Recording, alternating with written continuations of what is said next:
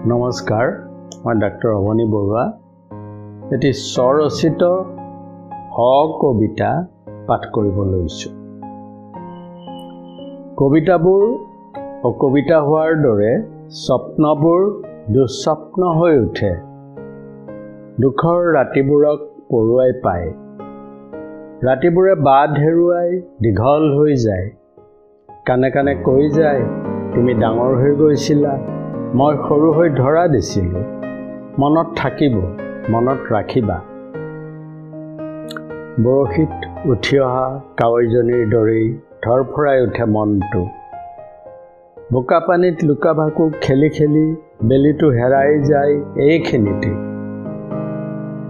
এইখিনিতেই হেৰাই গৈছিল ৰাংঢালী ৰঙিলীজনী, হেৰাই গৈছিল ৰং মন, লগতে হেৰাই গৈছিল সিহঁতৰ অপূৰণ সপোনবোৰ, আৰু হেৰাই গৈছিল এখন আধা লিখা দস্তাবেজ, যেনেকৈ হেৰাই যায় কবিতাবিলাক অকবিতাৰ নিষিদ্ধ গৰ্ভত।